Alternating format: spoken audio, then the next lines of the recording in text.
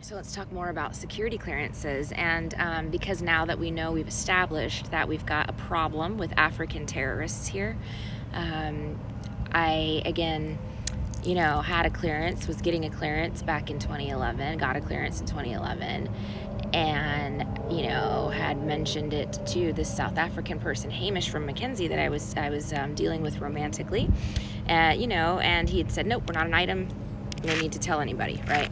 So maybe they didn't want to use me for the clearance, because at SAIC they were trying to set me up to go to prison for some sort of fraud that they must have committed. I don't know anything about it, but they were trying to get me to do financial documents incorrectly. They were trying to get me to falsify numbers, and I wouldn't do it, so I got fucking tortured at SAIC, okay? And I mean that. So anyway, I'm thinking, okay, they didn't use my clearance, but guess what they did? Why would they? They have two terrorists in-house, Brianna Good and Ken Hilton.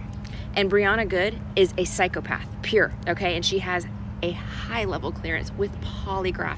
But the issue is the polygraph, right? Sociopaths and psychopaths believe their own lies, right? They do. I'm telling you, this woman is off her fucking rocker. And Hamish must have known her, right? He must have known Ken as well, right? And he's a terrorist. A foreign terrorist.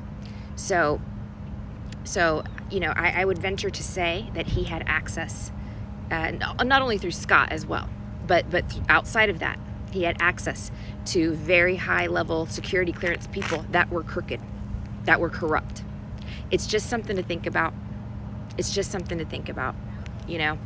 want to put it out there, not because I want to help anybody that did this to me, but because I care about innocent people. The innocent Americans that didn't do anything. Also the world. That's a big project I was working on.